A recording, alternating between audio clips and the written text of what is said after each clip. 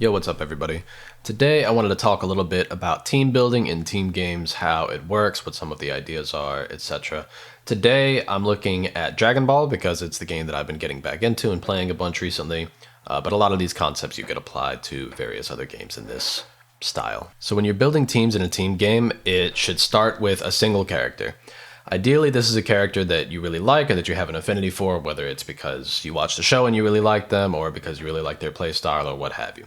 So if you watch Dragon Ball, you really liked Krillin, you should hop in here and you should try to build a team with Krillin in mind, right? For me, this is going to be Nappa, not because I like this character, but because I find his playstyle in the game really interesting. I think he's a very strong character, but for unconventional reasons, and it was a style that I thought was challenging to build around, and it was part of what was exciting about building around it for the sake of this video. So what is Nappa like? What are his strengths? What are his weaknesses? And what does it mean to build around a character? So let me make sure that I have my opponent set to block here. When it comes to analyzing a character, we have to sort of take into account all of the different tools and moves that he has. So in terms of normals, his normals are quite stubby. 5A and 2A are both not going very far. 5AA is going a little bit further. Your 5M reaches an okay distance, but in a game like Dragon Ball, even asking somebody to stand this close to the opponent to try to play footsies is kind of a tall order. 2M also relatively stubby. Your 5H reaches pretty far, but it doesn't have any sort of armor like other moves that kind of contest this range. I'm thinking about like the Brolys and stuff like that. So not the best normals. And if we take him into the air, he has this Ki Blast, he's got this explosion, and then after that he's kind of just got his normals. He's got this Ground Slam, which is okay in like combos and routes and stuff like that, and it's really important for some stuff that we'll get into later. But in terms of like just playing the neutral game, it's not super strong. He can like cancel it into stuff, but it kind of just makes it safe. It's not really mix. It's, you know, and doing this on somebody, you're just begging to get 2H'd, right? So not the best tools for playing neutral. He does have things like this, which is like, it's like an armored move that on hit can start a combo. It's not a massive combo, but right, something.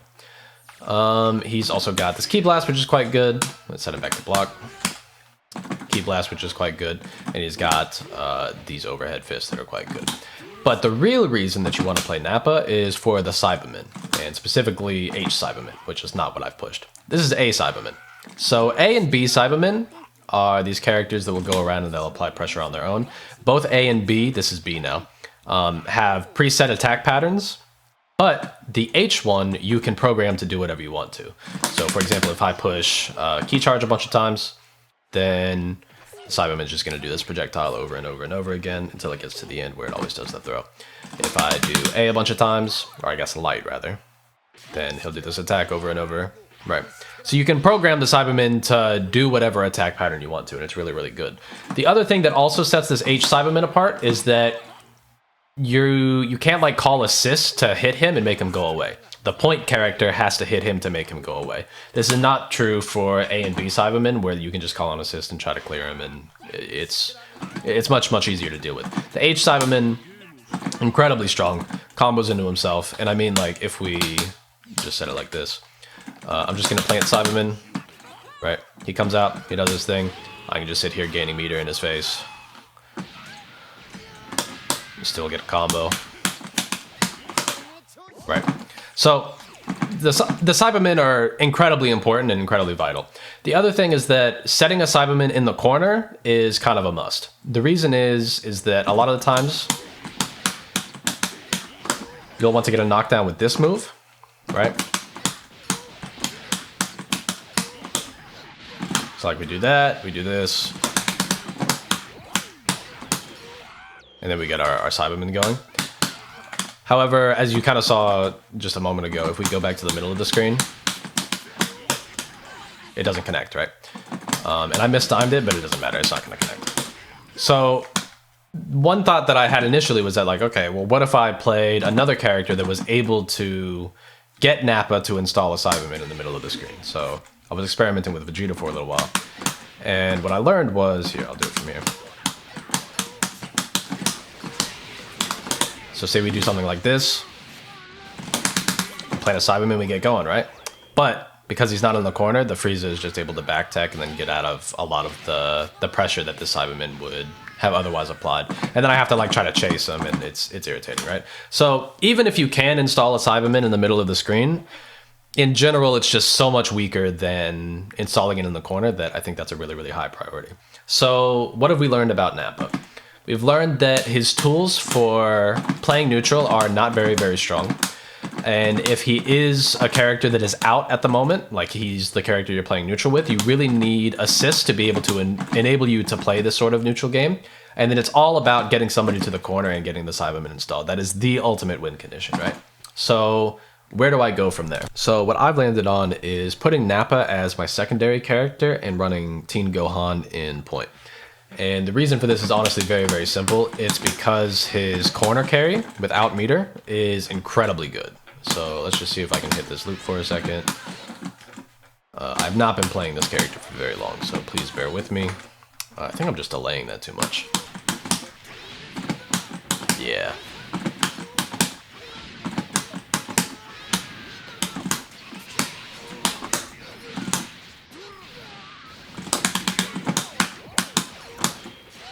So honestly, just an insane amount of damage coming out of Gohan, a ton of corner carry without being very, very meter reliant. And that's part of what Nappa needs, because anytime Nappa is able to get a knockdown in the corner, ideally he would like to install at least one of these H Cybermen, if not multiple, because one thing I didn't mention is that as soon as the first Cyberman goes away, whichever one you have planted after starts, right?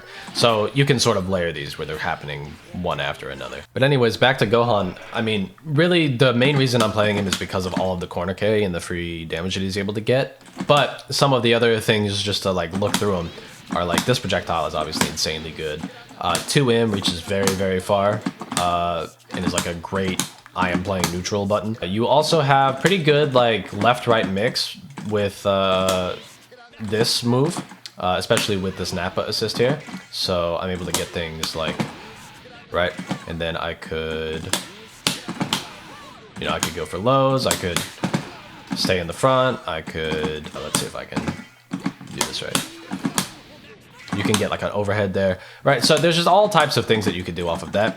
He also has a DP in neutral, which is really, really nice. And that's honestly about it. But like the reason that you play this character, again, is for all of the corner carry. And it's just kind of solid outside of that. The major weakness of these two characters, though, is that if Frieza were to super jump and start occupying that top right area of the screen right here, we don't really have a great way of dealing with that. Like, I don't have any projectiles that go up there. I've got this, but I mean, obviously that's not actually covering that space, right? Nappa, this explosion is always going to be on the ground, and even if I like swap him in, he's got this projectile, he's got this projectile, he's got this stuff, right? None of this stuff is really covering that space. So what these two characters really need is an assist that's able to cover that area. So I think there are better characters and better assists for what I'm trying to do, but I landed on Trunks for solving this problem. Because this move comes out really quickly, moves forward, and then is able to occupy some of that space. Not all of it, but a good amount of that space. And it also is useful for like some combos and stuff like that. So if I switch into Nappa, I set this character to no guard. Right. So he's able to help you get a little bit of the way towards the corner if you weren't there already. And get your Nappa focused gameplay started. So when thinking of Trunks, he does have like considerable corner carry, right? We're able to do stuff like this. And that carries him like 3/4 of the screen away. You see there isn't much more distance to cover than that. And if you are in this part of the stage, like let's say we're fighting right here and I have my back to the wall, if I land 5 AAA, then I cross up. And then you're taking a ride to the wall anyway, right? So we're able to kind of find our way to a corner either way with Trunks, which I think is an asset. Trunks is also able to get a little bit freaky with our other assists. So like because 5 LLL crosses through on block, you're able to do stuff like that. Or you could do something like that and be ambiguous about what side you land on. That is not what I'm trying to do. Right. Something like that. You also have this Gohan assist to sort of lock people down. These are key blasts, so you encourage people to like super dash at you, but I think this 2H is incredibly fucking good. And yeah, I just think this this fits well with the rest of the team. He's able to cover that angle like we sort of talked about with moves like this. And yeah, I just think it's a decent little asset. So just to go through everything that we talked about before, the first character I selected was Nappa, and Nappa is a particularly demanding character with a very centralized moveset. So basically the entire team had to be built around him. Nappa demands corner carry, so I put Teen Gohan on point. Your point character needs to be somebody who has tools that are capable of playing the neutral with, and is integrated well with the rest of the goals that are on your team. So the fact that he has so much corner carry is just a major asset to a character like Nappa.